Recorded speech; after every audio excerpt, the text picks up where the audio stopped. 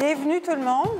Ça me fait plaisir d'être là. Merci à Agile Montréal de m'accueillir, à Notman, que je commence à connaître comme ma deuxième maison, là.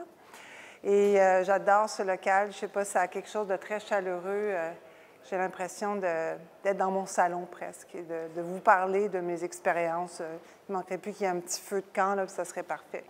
Je vais vous demander quelque chose avant qu'on commence, si vous permettez, que vous puissiez avancer d'un rang, qu'on optimise l'espace. Je vais vous sentir près de moi. Merci.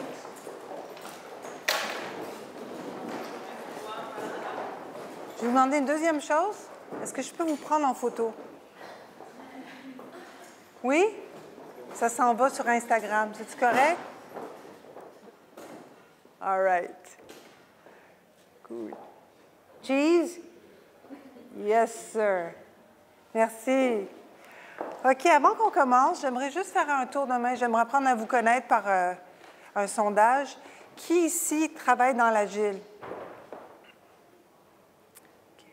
Qui est gestionnaire de projet? Qui est en marketing? OK. Qui occupe un poste de direction? Bon, merci. Le sondage est terminé. Alors, écoutez, je vais me présenter un petit peu avant qu'on rentre dans le creux du sujet. C'est un retour d'expérience, d'accord? Donc, c'est mon expérience qui va parler. Ce n'est pas la vérité généralisable à l'ensemble. C'est moi ce que j'ai vécu, ce qui a marché, ce qui a moins marché, puis sentez-vous libre de prendre des astuces et de les tester chez vous, d'accord? Ma petite histoire à moi, pour utiliser un terme canin, je suis un croisement entre le marketing, communication, la technologie et la gestion. J'ai fait un petit peu tout ça, parfois en même temps, parfois en parallèle, parfois successivement. Et maintenant, fièrement, je me qualifie de slasher. Qui a entendu parler de ce terme-là? Je vous le présente. Il existe depuis 2007 dans un ouvrage intitulé « One Person, Multiple Careers », si vous voulez googler ça. C'est un terme qui fait référence au signe de slash et qu'on voit de plus en plus sur LinkedIn, les gens qui ont plusieurs responsabilités, désignations parce qu'ils font plusieurs choses en même temps. Pour X raisons, que ce soit pour des raisons économiques, pour les fins de mois, que ce soit parce qu'on s'ennuie, donc on cherche à diversifier notre carrière par différentes fonctions, et parce qu'on est prêt à le faire, tout simplement. C'est sûr que ce n'est pas facile à expliquer ça aux ressources humaines, comme j'ai déjà expérimenté plein de fois, mais aujourd'hui, je le porte fièrement. Je porte plusieurs casquettes dans une journée, dans une semaine, dans une année. Et ça ressemble un petit peu à ça. Et donc, pour mes clients, je suis parfois directeur des communications, je m'occupe de leurs réseaux sociaux. Pour moi, chez mon branding, je développe mon site web, je blogue parce que j'aime partager, j'aime écrire. Parfois, je fais du vidéo. Quoi d'autre? Je suis formatrice pour la Fondation Montréal, qui est un incubateur des startups de Montréal. Je forme sur le crowdfunding, je forme sur le storytelling, je forme sur les meilleures pratiques de gestion de contenu, pour InfoPresse aussi. Donc, tout ça, et ça fait mon bonheur, parce qu'il y a une variété que je n'aurais jamais si peut-être j'étais dans une entreprise. Donc, bienvenue à ma formation et aussi, par la même occasion, pour faire tout ça, il faut être moindrement curieux, mais je suis curieux excessive. Je l'assume. Je m'intéresse aux gens, je m'intéresse aux nouvelles pratiques, je m'intéresse aux nouveaux articles, et parfois, ça fait un petit peu un broglio à l'intérieur. Je prends une pause et je reviens. Voilà. Donc, je commence toujours par une définition. J'ai déjà enseigné à l'université, ça me suit partout. Toutes mes formations, mes conférences, s'il n'y a pas la définition, ça ne va pas aller. Alors, la voici. Le storytelling, qu'est-ce que c'est? C'est l'art de raconter une histoire afin de faire passer un message qui fait appel à nos émotions et aussi une part de notre enfance, même dans le contexte organisationnel, comme vous allez le voir plus tard. Donc, les entreprises s'en servent de plus en plus, non pas pour vendre, oui, pour vendre aussi, mais surtout pour ancrer leur identité. Voilà qui nous sommes, voilà nos valeurs, nos principes, notre vision du futur, et ils se servent du storytelling pour le traduire. Deux choses se passent. les gens sont interpellés parce que c'est de plus en plus la vidéo qui capte l'intérêt, et aussi, ils accrochent au message. Ils tombent en amour avec l'entreprise, si le message leur parle, bien sûr. C'est la meilleure façon d'établir un lien avec son public de plus en plus, c'est le storytelling. Bien entendu, les marketeurs sont arrivés et ils ont bousillé tout ça. Dès que le marketeur passe, là, il se passe quelque chose. Et je l'assume, hein? Je suis moi-même marketeur et ça me fâche. Mais le storytelling, ça existe depuis des siècles. Ça fait 5-6 ans qu'on entend plus parler de ça dans les agences marketing et communication. Et on sent la fibre de vente dans le storytelling. C'est plus fort qu'eux. Mais moi, ce que je vais vous montrer aujourd'hui, c'est que le storytelling, c'est plus fondamental que ça. Ça peut vraiment faire déplacer des montagnes si c'est bien construit dès le départ. Je vais vous montrer 2 exemples. Un exemple sur le développement d'un service innovant où j'ai utilisé la technique de storytelling et un autre exemple sur la gestion du changement, et c'est pour ça que vous êtes là, dans un contexte de transformation organisationnelle, dans un contexte de rupture technologique. En passant, les questions sont bienvenues au fil de l'eau. Je parle beaucoup, je vais sûrement déborder. Je vais mettre mon timer, c'est bon.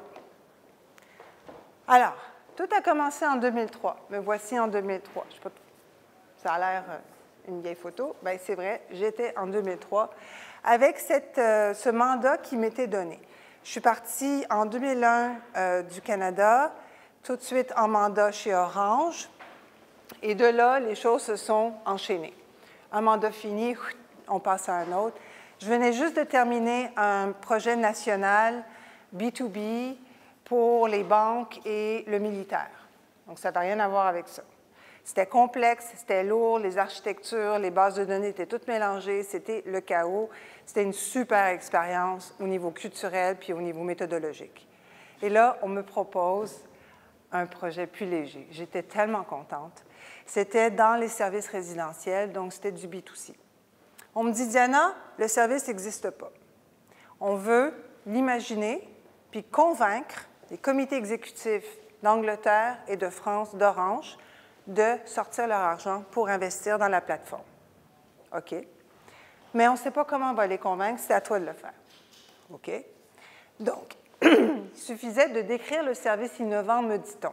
Il y a un concurrent à cette époque-là, c'est aux États-Unis, c'est Verizon Wireless qui fait à peu près la même chose. C'est un mini Facebook. Rapidement, l'utilisateur crée ses communautés, familles, amis, collègues de bureau, VIP, patrons, et établit ses préférences de communication pour chacun. Je veux en ce moment que ma famille me texte seulement. Je paramètre. Pas d'appel téléphonique. Mon patron, texte, appel téléphonique, tout. Ainsi de suite. Donc ça, c'était quand même très innovant. On est en 2003, il y a 13 ans. Il n'y a personne qui faisait ça encore. Alors, on me donne le mandat de convaincre les cadres exécutifs en Angleterre et en France d'investir des sous dans cette plateforme qui permettrait d'être j'ai la misère avec ce mot, j'étais sûre que ça allait m'arriver, interopérable. Donc, je paramètre sur mon téléphone mobile, ça va se répercuter, ça va s'intégrer automatiquement sur mon PC et sur mon téléphone fixe. C'était ça l'idée. Et c'était ça l'idée aussi qu'ils voulaient vendre au grand public. Alors, je dis, bon, j'ai le choix. Qu'est-ce que je fais? Est-ce que je fais comme j'ai fait les 2 dernières années, c'est-à-dire, ah oui, les moyens. Sky's the limit, on me dit. Pas de problème. Imagine la solution que tu veux pour les convaincre. On a le budget. Ça, j'adore entendre ça. Mais j'avais légèrement la pression. C'est que je n'avais pas place à l'erreur. Si je ne réussissais pas, je crois que je rentrais au Canada. Donc, j'avais le choix de faire comme je faisais à date. Quand j'étais gestionnaire de projet ou de programme chez Orange, je me tapais la liste des specs fonctionnels techniques pour prendre connaissance du projet et je commençais mon travail. Et parfois, c'était des épaisseurs papier parce qu'on était encore en mode papier. Donc, j'avais le choix de faire ça, d'utiliser ça puis de les traduire en petits tableaux, d'en faire des petites maquettes et de présenter ça au comité exécutif. Voilà ce que l'application va faire, monsieur, madame. Là, j'ai dit, si je fais ça, je vais avoir 2 comités qui s'ennuient, qui ne connectent pas avec l'idée, et j'ai perdu d'avance. Je le savais intuitivement. Quelque chose me disait « don't do it ». Alors, il faut dire qu'à l'époque, je lisais beaucoup ça. Dr. Coleman, Intelligence émotionnelle. Qui connaît ça? C'est ma Bible. Je le relis, je le relis, je le relis. Ça fait déjà 20 ans que c'est publié. Et je m'intéressais beaucoup à ce qui faisait le trigger, le déclencheur de décision d'achat ou décision tout court dans le cerveau humain. J'avais aucune idée de ce que c'était le storytelling en 2003. Je ne savais même pas que le mot existait. Mais je savais que si je crée des histoires au lieu des use cases, j'ai peut-être gagné quelques points bonus. Alors, c'est ce que j'ai commencé à faire. J'ai commencé avec des situations d'usage. Ça résume, il y en avait 10 en tout. J'ai fait une veille profonde des tendances de consommation de mobile, de PC, tout ce qui me passait sous la main, je lisais. Et il fallait aussi être futuriste, parce que le service n'allait pas être lancé l'année prochaine. On est chez Orange, là. Les processus sont lourds. On allait peut-être avoir un décalage de 2-3 ans. Il fallait que je voie dans 5 ans comment se comporterait l'utilisateur final et que je me l'imagine en situation d'usage. Donc, brainstorm, brainstorm, brainstorm. Et puis après, j'ai créé 10 scénettes. Il faut dire une chose, notez bene, j'étais toute seule. Je n'avais pas d'équipe, j'avais moi. Et pas de réseaux sociaux non plus pour m'inspirer. Et Gartner qui me donnait des fois des petites idées de présentation. Donc, je me suis reposée sur mon imaginaire et sur l'imaginaire du futur. Et j'ai établi 10 use cases. En tant que sous-traitant que j'étais, j'ai sous-traité à d'autres sous-traitants pour la partie graphique et la partie scénarisation. Pourquoi? Parce que mettre en vie des cas d'utilisation, ça demande des vraies personnes qui ont des profils et des vies. Rien n'est fait au hasard. Je vous dis ça parce que, comme je savais que j'avais un comité en Angleterre et un comité en France, je devais au moins savoir qui étaient ces personnes-là parce que je savais, grâce à Dr. Coleman, que je devais avoir une connexion émotive avec eux. On n'avait pas les réseaux sociaux pour faire notre fouinage à travers les différentes plateformes. Alors, je me suis improvisée un petit peu espion. J'ai été poser des questions aux collègues, qu'est-ce qu'ils aiment faire, combien de temps ils sont là, à l'extérieur de leur travail, est-ce qu'ils ont des activités sportives, combien d'enfants. À un moment donné, je me suis fait étiqueter KGB parce que ça ne se faisait pas en France. Donc, mais moi, ça m'a servi. C'était des données précieuses pour établir des profils qui allaient faire partie de mes codes utilisateurs. Il y avait les collègues et le mix entre avatar et personnes réelles, ce n'était pas un hasard non plus. Je savais que parmi les comités exécutifs, il y en avait qui étaient profondément geeks et que ça allait les attacher, ça. Et les amis, et ça nous amène au scénario. Donc, je vous passe rapidement. C'est des scénarios réels qui allient famille, travail, qui permettent de faire la gestion des deux en simplicité. C'est ça que je vendais, entre guillemets. Ce n'était pas les fonctionnalités, c'était les bénéfices qu'on retirait de ce service. Et il s'en est suivi des tas d'autres de possibilités de scénarios en mobilité avec des collègues et ainsi de suite. Bref, résultat des courses, ça a généré une discussion à travers ces ateliers, parce que ça a été présenté dans des journées complètes d'ateliers au comité exécutif. Et ça a permis de remettre en cause quelques fonctionnalités, d'améliorer la vision, mais de passer à la vitesse suivante. C'était ça le plus important. J'avais gagné mon pari. À partir de ce jour-là, j'étais vendue. À partir de ce jour-là, je savais que jamais je ne retournerais plus en arrière. Qu'on ne me présente plus des use cases, ça allait être désormais des scénarios, des scénettes, sous forme de personnages qui racontent une histoire. Là, on avait les moyens. Là, vous voyez, là, ce sont des figurants. On a embauché des figurants, on a loué des locaux, on a emprunté des maisons, on a fait ce qu'il fallait pour donner vie à nos scénarios. En Angleterre, on a pris un autobus à 2 étages. Sky's the limit. Mais ça marche.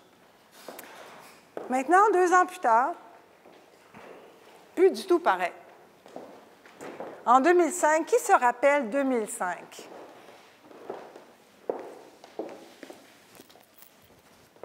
Est-ce que quelqu'un peut me dire ce qui se passait en 2005? C'est loin, hein? Enron? Hein? Enron, les scandales financiers qui s'enchaînaient. Bien, j'arrivais à ce moment-là. Orange était sous le radar de l'État français. Les cadres supérieurs se faisaient inspecter sans préavis. Il y avait une tension palpable. Et là, je m'éloignais complètement des services. J'ai été mandatée à mener la transformation des unités de recherche et développement parce qu'ils étaient les premiers à être surveillés. C'est là où se dépensait le plus de sous, peut-être se gaspillait aussi le plus de sous. Sarbanes-Oxley, la norme financière, rajoutait une couche. Les gestionnaires de projets devaient maintenant maîtriser la norme financière Sarbanes-Oxley. Et donc, il y a tout ça qui était dans les coulisses au moment où je suis arrivée. On m'a dit, Diana, on commence avec un projet pilote. C'est un laboratoire de recherche et développement qui fait des routeurs, des brasseurs, pas très sexy du tout. Je ne connaissais absolument rien là-dessus. Donc, c'est tout ce qui touche l'infrastructure, les équipementiers Alcatel et compagnie. Bien, il y a 6 ou 7 unités de recherche et développement à l'intérieur de ce laboratoire et ils ont tous des pratiques de gestion de projets différentes. Il n'y en a pas un qui ressemble à l'autre. OK? Ton mandat, Diana, c'est d'uniformiser tout ça. Ton deuxième mandat, c'est d'assurer que tout le monde adhère aux nouvelles pratiques et les mette en pratique. OK? La population d'ingénieurs, c'était l'enjeu principal parce qu'ils étaient de profils différents, de courbes d'apprentissage différentes, de niveaux de seniorité différents. Et pour rajouter une couche, à l'intérieur des 6 ou 7 unités de recherche et développement, il y avait des cultures organisationnelles différentes. C'était le chaos. Moi, j'arrive là, de mes beaux petits projets innovants, B2C, olé, olé, et je me retrouve dans un scénario où il n'y avait ni queue ni tête. Et il fallait que je mette de l'ordre là-dedans, que j'uniformise ça. Allons-y. C'est dans ma nature. Les moyens, il n'y en avait pas. Donc là, c'était moi et mon salaire. Il fallait que j'utilise mon imagination, mon ordinateur, mes neurones pour arriver à implémenter le changement dans ce contexte-là. Voilà. Mais moi, je dis toujours que le changement, c'est bon. En dehors des scandales financiers, en dehors des normes qui sont imposées, même s'il n'y avait pas tout ça, même si tout allait bien, il faut quand même du changement. L'être humain, de par sa nature, est appelé à évoluer. Donc, moi, j'étais partie sur l'idée que je l'embrasse, ce changement-là. Or, qui dit changement dit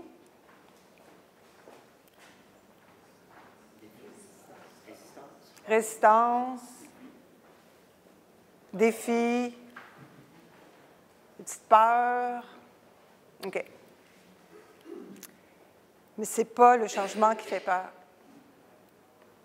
C'est l'idée qu'on s'en fait. Chacun d'entre nous, on a une notion du changement différente. Pourquoi? Parce qu'on a tous nos propres filtres qui s'en viennent. Et les filtres, où est-ce qu'ils s'insèrent? Les filtres, ça vient d'où? Ça vient de notre passé. Ce qui nous conditionne à aimer ou pas aimer le changement, c'est notre éducation, c'est nos valeurs, c'est nos principes.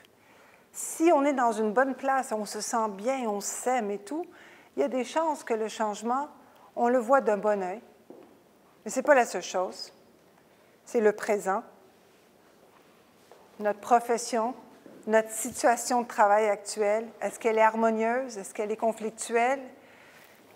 Tout ça rentre en ligne de compte dans l'appropriation du changement ou le rejet du changement. Et la troisième chose, et le côté social. Si on est choyé sur le plan social en dehors de notre travail, ça joue beaucoup aussi sur le conditionnement. Et enfin, le futur. Les projets qu'on a de notre retraite, de notre deuxième carrière, et notre vision du futur, si elle est bien orientée, si elle est défaitiste, tout ça va jouer dans la gestion individuelle du changement. Alors, je vais vous dire, sur ce plan-là, j'étais servie. J'avais de tout. J'avais le gestionnaire de projet qui était à 2 ans de la retraite, qui, lui, quand il a entendu parler du changement, j'ai vu des gens réagir, il se dit « Oh mon Dieu, ça va bousculer mes 2 prochaines années. » J'avais le nouveau diplômé qui dit « Il n'y a pas de problème, allez, on y va, on y va. » J'avais le jeune, mais qui pensait comme un petit vieux. Il dit « Non, moi, non, je ne comprends pas ça. Là, je construis ma maison, ça va déranger mon plan, je dois aller tous les midis pour s'assurer que la maison avance bien. » Chacun avait ses enjeux. Et pour ajouter une couche, et ça, c'est propre à la France, est-ce qu'il y a des Français ici? Ils vont m'adorer. Oh mon Dieu, pardonnez-moi d'avance. Mais ça, vous allez peut-être faire ça. La politique est très importante en France. Et les affinités politiques sont importantes en France. J'ai vécu au premier banc quand la gauche a perdu. J'étais à Paris à ce moment-là. Quand la gauche a perdu, je rentre au bureau et c'était le deuil national. Je rigole pas du tout, là. Tout le monde avait la mine basse. C'était un jour chômé, même si tout le monde était assis devant son pupitre. Ils étaient tous à plat. Moi, j'ai compris quelque chose ce jour-là. Jamais j'aurais compris ça si je ne l'avais pas vécu. Je dis, OK, le sens politique est important et déborde sur le travail. Je prends note. Et ce qui veut donc dire que quand je vais devoir apporter les changements, j'ai besoin de savoir les affiliations de l'un et les affiliations de l'autre. Très rapidement, je l'ai su. Il y a des indices très clairs, par exemple, un logo politique sur le PC. Bon, je dis, OK, la réponse est claire. Parfois, c'était moins évident, c'était plus subtil, mais j'apprenais à connaître les gens en faisant des petites questions ouvertes comme ça. J'ai vu qu'il y a des gens qui étaient de gauche, et ceux-là, ils n'aimaient pas le fait que les clients soient traités selon leur portefeuille. Ah! Ce sont des réalités que jamais j'aurais pensé connaître si je n'étais pas dans le contexte. Et ça, c'est très important à savoir. Alors, maintenant, les étapes du storytelling, on revient à ça, là, les étapes du storytelling pour mettre en place ces changements-là. Il y en a 5. Premièrement, j'ai commencé à identifier les points de douleur. Moi, j'aime mieux l'anglais, les pain points.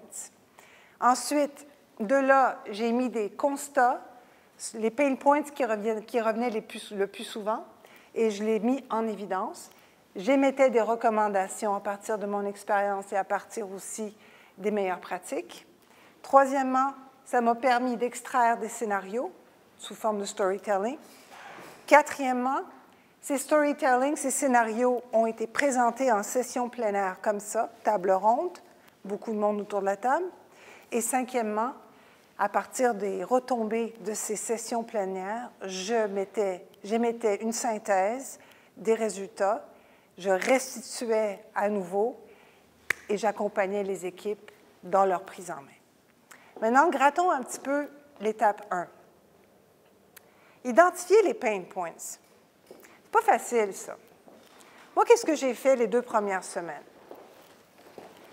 Vous savez, le fait d'être consultant externe, Je ne sais pas si c'est pareil ici, honnêtement, vous me direz, mais en France, quand on est consultant externe, c'est comme si on nous donnait carte blanche. On nous donnait tous les droits. C'est assez facile d'interagir avec les employés à titre de consultant. Pourquoi? Parce qu'ils nous voient comme des experts. Alors, ce que je faisais, c'est que je les rencontrais. Je rencontrais les gestionnaires de projet et je rencontrais les gestionnaires hiérarchiques. Il y a ces deux rôles-là que je priorisais. On est en passant dans un laboratoire de 200 personnes. Il y a à peu près 20 d'entre eux qui sont gestionnaires de projet ou gestionnaires hiérarchiques. Donc, ça représente 30-50 personnes. Je me suis assise avec chacun d'entre eux, puis je leur ai demandé de me raconter une journée type. Et très rapidement, on allait vers les pain points. Ah, j'ai manqué mon deadline, le client ne me répond pas, puis là, ça commence. Puis moi, j'enregistre, je prends des notes, je laisse parler. Je donne mes intentions d'entrée. Je dis, je ne suis pas là pour rapporter à ton chef. Je suis là pour implémenter des nouvelles pratiques. Transparence 101. À partir de ce moment-là, le dialogue est plus libre et les gens se sentent plus en confiance. Je fais un peu d'humour, je les mets à l'aise, puis hop, la conversation part. C'est précieux, ça. Ce que j'ai pu récupérer comme données, il faut que je vous dise que 2 semaines auparavant, je m'étais tapé tous les documents référentiels du laboratoire pour me donner une idée de ce qu'ils font, l'historique, la culture, etc. J'avais le cerveau qui allait déborder, mais ce qui a été vraiment intéressant, c'est les entretiens individuels. Je ne pourrais pas m'en passer. J'ai eu tellement d'idées de scénarios à travers ces entretiens-là qu'il a fallu que je m'arrête moi-même. Je me dis, OK, là, on n'est pas là pendant 6 mois. Et les questions ouvertes, qui étaient quand même autour de la gestion de projet. C'était les 7 catégories de questions. Comment vous gérez vos risques? Est-ce que vous gérez vos risques? Est-ce que vous arrivez à les mitiger? Est-ce que vous avez un tableau de bord que vous maintenez régulièrement? Comment vous gérez vos documents? Est-ce que le code est bien structuré? Est-ce qu'il est dans le bon endroit? Est-ce qu'il est partageable par tous? Et ainsi de suite, ainsi de suite. Comment vous analysez les besoins clients? Est-ce que vous les traduisez en requis? Est-ce que les requis ensuite sont validés par quelqu'un? Ça pouvait aller très loin. Autrement dit, c'est tout ce qui touche le processus de gestion de projet. Je voulais me faire une idée des pratiques actuelles pour voir s'il y avait un gap. Et ce qui revenait souvent, c'était la dichotomie client, équipe de développement. Donc là, moi, j'étais côté développement. Et ça chialait beaucoup sur le plan client. On connaît ça. Oh, on ne comprend pas les besoins, ils changent d'avis tous les jours, etc., etc. À un moment donné, ils arrêtent d'écouter. Hein? Quand ils ont trop de besoins qui rentrent, ils ferment la porte, ils disent « Laisse-moi travailler, je suis en train de développer ». Donc, c'est le genre de choses que j'avais besoin de comprendre, que j'avais besoin d'entendre. Le plus populaire aussi, un autre pain point, c'est « J'ai mis toutes mes ressources au début de projet, oups, il ne m'en reste plus pour la fin. J'étais trop gourmand et du coup, je suis à la rue. Je dois aller mendier pour des ressources additionnelles dans le laboratoire d'à côté. Enfin, je vous passe les détails. Donc ça, c'était très instructif. Il y avait un tas d'autres pain points que j'ai notés. À partir de ce moment-là, j'ai pris les constats de ces pain points et j'ai vu s'il y avait des écarts avec le référentiel. Parce que moi, je devais travailler avec le référentiel de Orange, les meilleures pratiques, autrement dit, les nouvelles meilleures pratiques. Et oui, il y avait un tas de gaps, il y avait un tas d'écarts, et il était venu le temps d'harmoniser tout ça. Alors, je m'asseyais avec le responsable de laboratoire, celui qui m'a embauché, celui qui croyait que je pouvais implémenter tout ça, et je dis, OK, voici tous les gaps que j'ai identifiés. Je vous ai donné quelques échantillons. Maintenant, dites-moi lesquels sont prioritaires à vos yeux. Moi, j'ai mon avis, mais c'est votre organisation. Je veux que vous me donniez votre avis sur ce qu'on devrait retenir. Et ceux qu'on va retenir, c'est ceux-là qu'on va développer en histoire. Donc, il m'a donné sa liste. J'ai rajouté un petit peu les miennes en disant que ça serait intéressant aussi sur le plan de la gestion de projet. Et ça a donné environ une dizaine aussi d'histoires. Maintenant, bâtir les scénarios. Là, je vous ai fait un copier-coller de 2005. Vous rappelez-vous de ces petits dessins dans Word, là? Image, Word, choisissez les gabarits qui vous offraient. C'était là, il n'y avait pas l'embarras du choix. Donc, c'est ça. C'est la seule scène de bureau que je trouvais la plus pertinente. Et comme pour le service innovant, j'ai défini mes personnages. Oups. Ça, c'était les 4 grands personnages qui allaient revenir le plus souvent, de façon à ce que les gens qui seront dans ma session plénière puissent tout de suite rentrer dans le cœur du sujet. OK? Donc, mon client, c'était le chef de labo. Il y avait le chef de projet qui parlait à son client, qui est une unité d'affaires. Et le responsable, qu'on appelle un RURD, était le responsable hiérarchique du chef de projet. Et parfois, c'était le même responsable hiérarchique du membre de l'équipe. Donc, voyez-vous la matrice, là?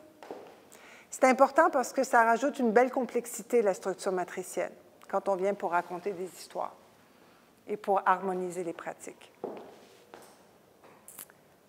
Alors, je vais vous faire une petite topo sur le principe de storytelling que vous pouvez transposer dans n'importe quel domaine. Mais je crois qu'il est important de savoir que quand vous écrivez une histoire, le cerveau est sollicité à fond. Il ne faut pas sous-estimer l'effet émotif sur le cerveau. Je m'explique. Alors, on a tous ces beaux éléments-là. Moi, je ne vais pas prétendre être un expert du cerveau, mais ce que je peux dire une chose, c'est quand il y a de l'émotion qui se déclenche à la suite d'une histoire, plus souvent qu'autrement, ça passe à l'action. Mais la difficulté, c'est de la déclencher, cette émotion. Ce n'est pas donné. Les personnages sont importants, la structure de l'histoire est importante. Donc là, dans ce cas-ci, moi, ce que j'essaie de faire quand je construis une histoire, c'est de créer, un phénomène d'association d'idées. Parce que le cerveau, il dit « Oh, ça me rappelle quelque chose. » Si le cerveau dit ça, il va retenir l'histoire, ça va rester avec lui. Et ça va éventuellement le pousser à l'action. Deuxième chose, il y a un effet miroir si le personnage qu'on utilise dans l'histoire lui ressemble. Une autre occasion de mémoriser l'histoire et de passer à l'action. Et il y a plein d'autres choses comme ça. On a des millions de neurones dans notre cerveau qui sont sollicités et qui peuvent aller déclencher de l'action si on appuie sur les bons boutons. Et ça, c'est très important à le savoir. On le fait inconsciemment nous-mêmes quand on écoute une publicité de Apple ou n'importe quoi qui décrit un service. Mais pour ça, il faut suivre les bonnes pratiques de storytelling. La première chose, c'est une structure, ça se fait en 3 étapes. Et ça vient du monde du cinéma en passant, mais ça tient la route dans tous les domaines. La première étape, c'est le personnage principal. Qui est notre personnage principal? Et s'assurer qu'il correspond au profil des gens à qui vous allez présenter votre histoire. OK? Deuxièmement, il y a un vilain. Il y a toujours un vilain dans une histoire. Un vilain, ça peut être le personnage, ça peut être un problème, ça peut être quelque chose qui vient bousculer l'ordre des choses. D'accord? Ça, c'est l'acte 1. L'acte 2, il y a un problème. Donc, l'acte 2, le personnage principal découvre ce qui doit être fait pour retirer le vilain ou retirer le problème. Et enfin, l'acte 3, tout le monde vit heureux, c'est presque ça, le personnage résout le problème. Et c'est là où moi, j'ai voulu solliciter les ingénieurs, chefs de projet, chefs hiérarchiques, c'est d'aider à résoudre le problème en session plénière. Donc, j'ai commencé avec mes histoires avec acte 1, acte 2, après, parole à vous. Pas question que je vous donne la solution. La solution doit venir de vous. exemple. Ça va tout le monde? Cool. Ça, c'est un des scénarios. Je vais pas tous vous les présenter, à moins qu'on ait le temps, mais un des premiers scénarios, c'est une réunion d'expression de besoin. Ça, c'est en France. Le client se rencontre avec le chef de projet pour discuter, voilà mes besoins. Je veux une application qui fasse ça, qui fasse ça. Prends des notes. Un peu plus tard, le chef de projet lui revient et lui dit, « OK, on a la solution pour vous. » D'accord? Ça, c'est une scène réelle qui a été souvent décrite lors de mes entretiens individuels. Et ce qui vient après, par contre, là, ça se pimente un peu. La troisième bulle, à compléter. Je l'ai laissée à compléter exprès. Pourquoi? Pourquoi, à votre avis?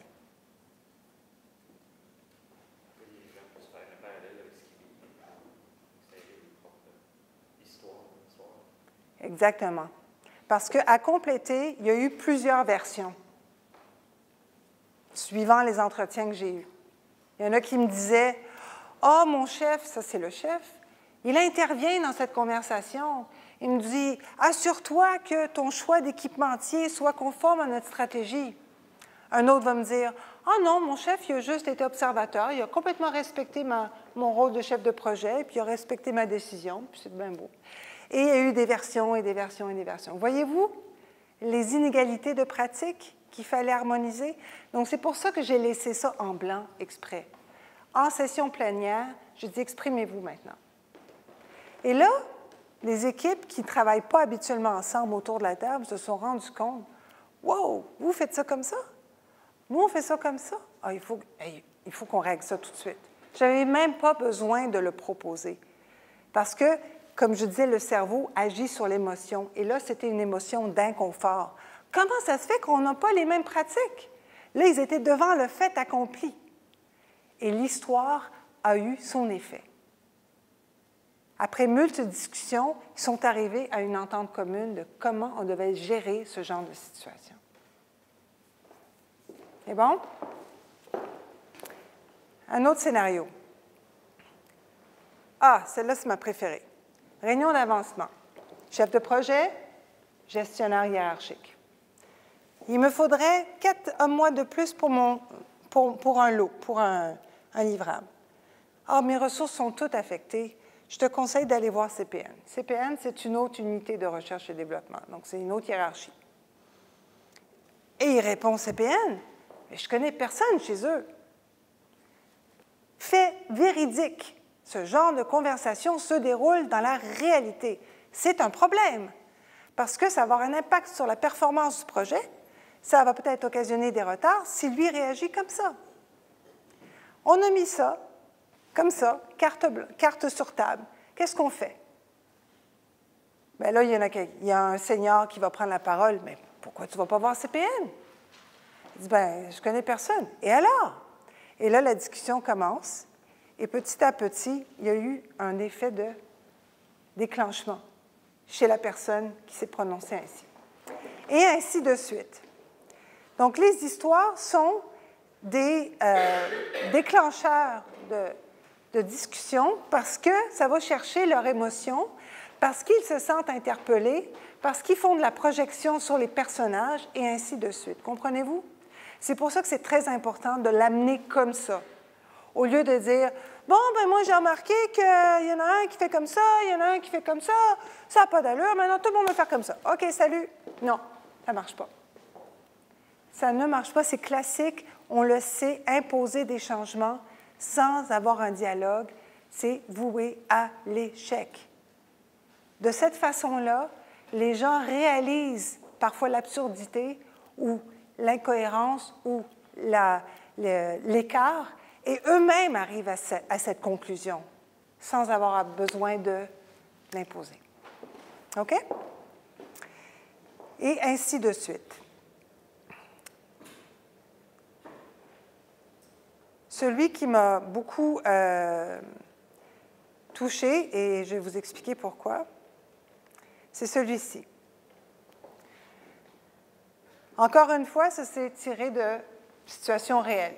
Je ne veux pas savoir si ça vous arrive, mais j'ai eu des situations où il y a eu un petit peu de camaraderie dans les projets et on est dans un microcosme. Tout le monde se connaît, c'est barbecue le week-end, c'est une vraie fratrie, quoi. Donc, il y a des affinités, puis même si la personne n'est pas la meilleure placée pour gérer ce lot-là, le fait qu'il soit chum le week-end puis qu'il y a un barbecue prévu le dimanche d'après, bien, il préfère Samuel versus un autre. Alors là, j'ai mis ça à nu. Puis il fallait qu'on professionnalise le rôle de chef de projet et le responsabiliser. Et que ces décisions de cette nature arrêtent. Et que ça soit basé froidement sur les compétences de la personne. Donc, j'amène juste ça, juste ces deux bubules. Il y a un froid, il y a un silence.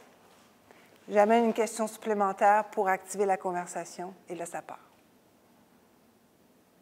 Et petit à petit, les gens réalisent que finalement, on est en train de mettre en péril notre projet pour des raisons qui sont subjectives, et il faut que ça stoppe. Voilà. Et il y en a plein d'autres qui, ce rapport laisse à désirer. Ça, c'était de la construction, c'est la critique moins constructive. Et le membre de l'équipe, il dit, mais j'ai passé tout le week-end là-dessus. Qu'est-ce qu'il va faire, le membre de l'équipe?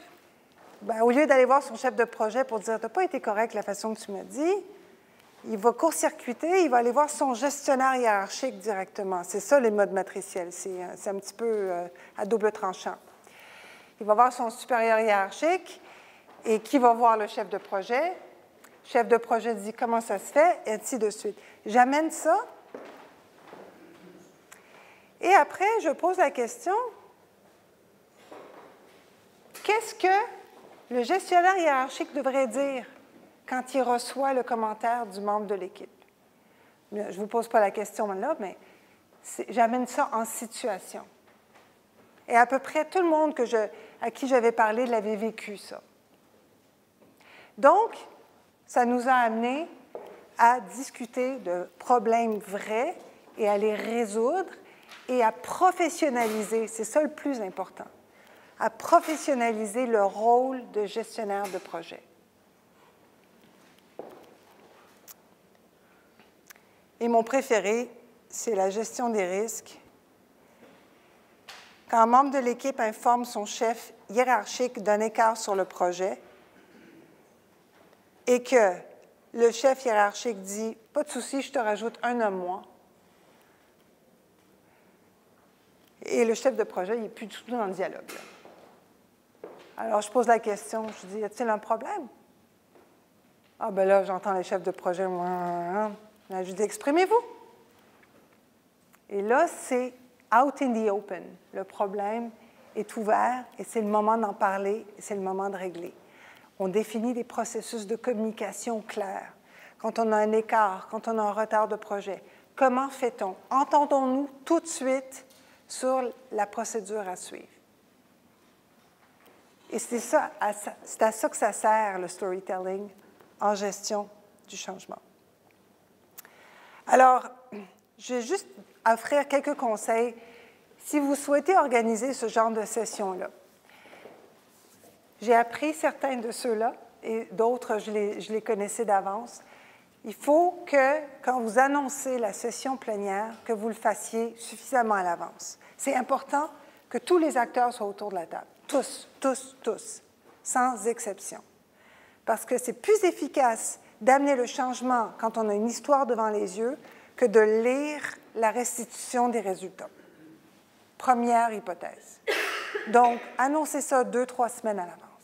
Deuxièmement, expliquez pourquoi vous le faites. Les objectifs clairs. Oui, on veut harmoniser les pratiques, mais on veut le faire avec votre feedback. On veut le faire avec votre compréhension, s'assurer que tout le monde a compris les enjeux. Donc, la transparence est de mise. Également, dans l'annonce de cet événement, annoncez à l'avance que tout le monde doit participer, que tout le monde est appelé à parler. et que le respect est primordial. Il n'y a pas une opinion meilleure que l'autre. Puis moi, un petit truc que j'ai pris à force d'animer de ce genre de choses-là, c'est qu'il y a toujours ceux qui sont plus extravertis, n'est-ce pas, qui prennent le lead. C'est toujours eux qui expriment, on entend la voix de loin. Et il y a ceux qui ont beaucoup de choses à dire, qui sont introvertis, qui vont peut-être se prononcer de temps en temps. Ceux-là, je les observe dès que je rentre.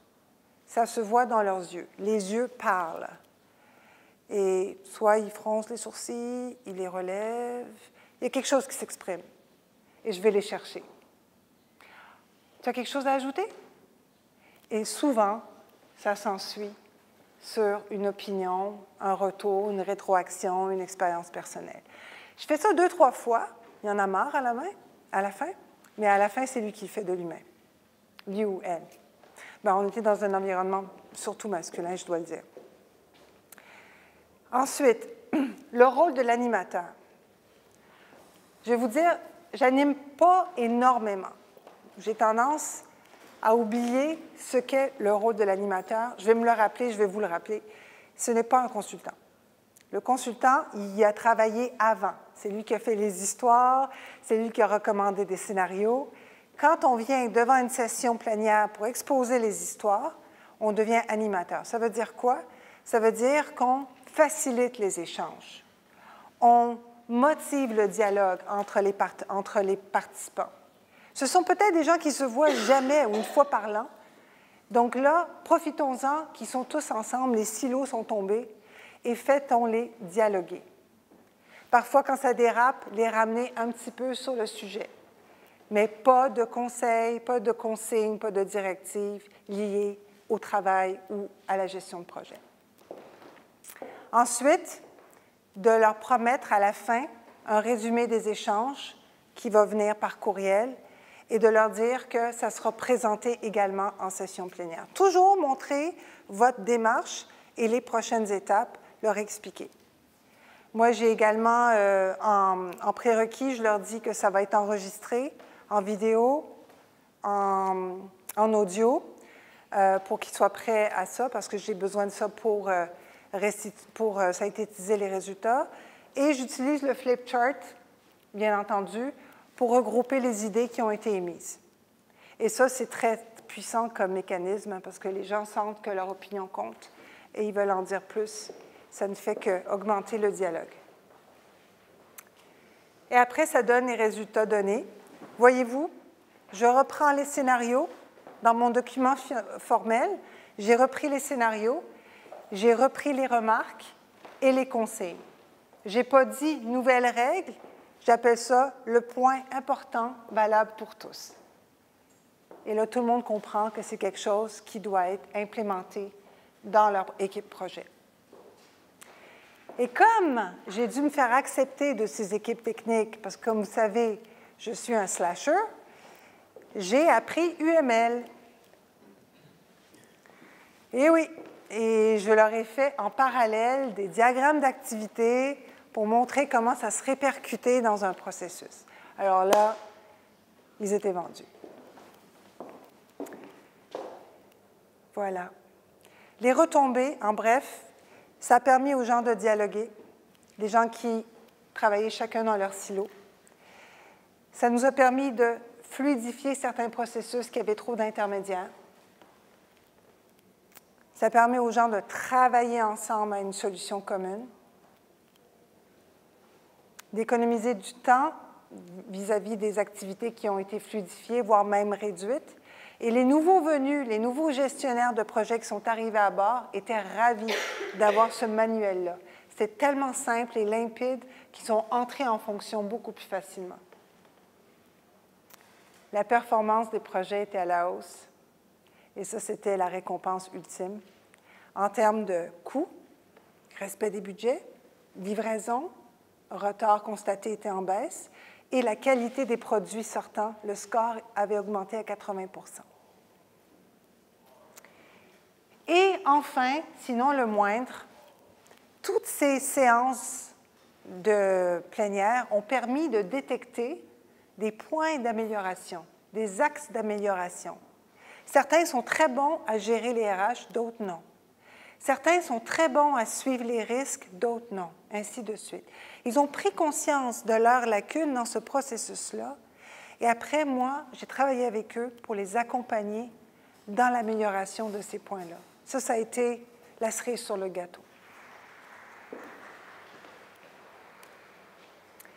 Alors, pour terminer, les écueils que j'ai évités ou que j'ai évités par la suite, on va dire ça comme ça, c'est ne pas brûler les ponts avec votre client.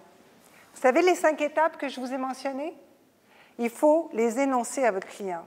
Monsieur le client, je vais rencontrer tous les membres de votre équipe. Je vais leur poser des questions ouvertes, des questions parfois épineuses. Êtes-vous d'accord? Pourquoi c'est important de l'énoncer, ça, au client? D'être aussi abécédaire. C'est en plein ça. Il a donné son aval, donc vous êtes parti. Et d'ailleurs, ça, c'est quelque chose qu'on amènerait aux participants, dit votre chef est au fait de cette démarche-là. Ça rassure tout de suite, ça. Deuxièmement, ne pas favoriser un scénario plus qu'un autre, parmi les 10 que j'ai définis. Toujours discuter des scénarios les plus porteurs, ceux qui vont avoir le plus d'impact sur la performance des projets. Discutez-en avec le client. Troisièmement, ne pas dorer les scénarios de peur de heurter les gens. C'est arrivé, décrivez-le comme tel. C'est la réalité.